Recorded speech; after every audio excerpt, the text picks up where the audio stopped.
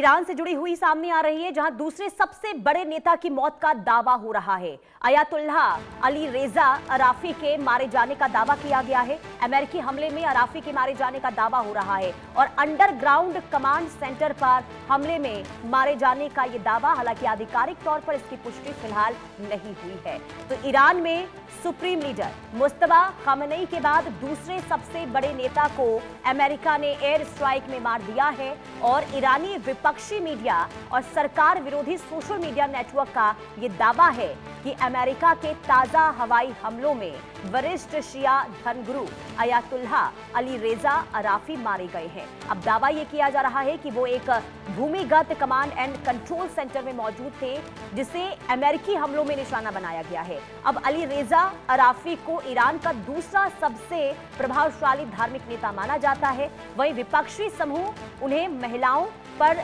सख्त dress code, अनिवार्य हिजाब कानूनों और सरकार विरोधी प्रदर्शनों के दौरान कठोर कार्रवाई का समर्थक बताते रहे हैं। अब अयातुल्लाह अली रेजा अराफी को महिलाओं के खिलाफ सख्त कानून बनाने और बुर्का हिजाब न पहनने पर हजारों ईरानी महिलाओं की हत्या का भी जिम्मेदार ठहराया जाता है। अब अयातुल्लाह अली रेजा अराफी की पहचान एक कट्टर रूढ़िवादी धार्मिक नेता के तौर पर है और ये 2019 से ईरान के गार्डियन काउंसिल के सदस्य हैं और 2022 से असेंबली ऑफ एक्सपर्ट्स के सदस्य भी हैं, जो ईरान के सर्वोच्च नेता का चयन करने वाले संवैधानिक संस्था है। अब 2026 में अयातुल्लाह अली खामेनी की मृत्यु के बाद उन्हें इंटरिम लीडरशिप काउंसिल का सदस्य बनाया गया था, जिसने नई सर्वोच्च नेता के चयन तक देश के नेतृत्व में भूमिका निभाई।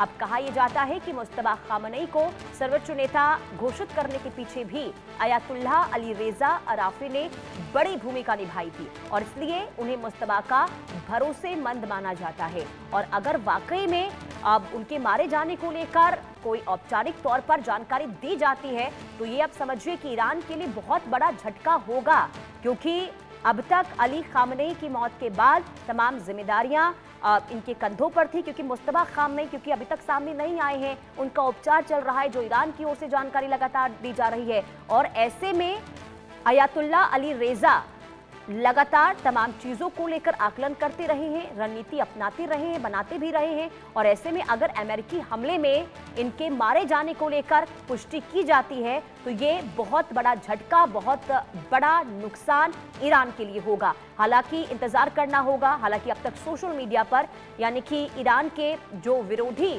सोशल मीडिया कई ऐसे अकाउंट्स हैं जिसके जरिए ये दावा हो रहा है और ये कहा गया है कि अमेरिकी हमले में अली रेजा मारे गए हैं।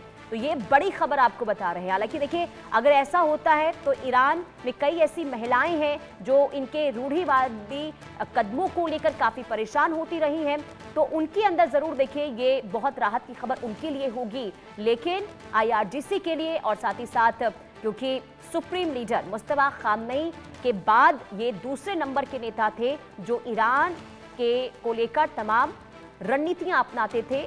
अब ऐसे में अगर वाकई में इनके मौत को लेकर कोई जानकारी स्पष्ट तौर पर दी जाती है तो ये बहुत बड़ा नुकसान ईरान के लिए होगा। तो ये बहुत बड़ी खबर आपको बता रहे हैं। हिजाब वाले मौलाना के रूप में इनकी पहचान भी होती रही है और मुस्तफा के काफ़ी करीबी रहे हैं। मुस्तफा जब सुप्रीम लीडर के तौर पर उनका चयन हुआ था तो बताया जा रहा है कि इन्होंने ही नाम सजेस्ट किया था, आगे बढ़ाया था और इसके बाद उन्हें सुप्रीम लीडर के तौर पर, यानी कि मुस्तफा खामेनी को सुप्रीम लीडर के तौर पर उनका चयन हुआ था। और अब जब अमेरिकी हमले में अली रेजा, जिनकी मौत को लेकर अभी दावा हो रहा है, क्या वाकई में उनकी मौत हो गई है और अगर हाँ तो ये बहुत बड़ी क्षति ईरान के लिए है।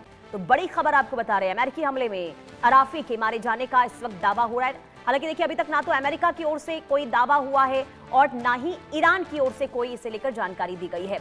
अजय जांडियल संवाददाता तमाम जानकारी के साथ जुड़ चुके हैं। अजय, क्या वाकई में कोई जानकारी अली रेजा की मौत को लेकर?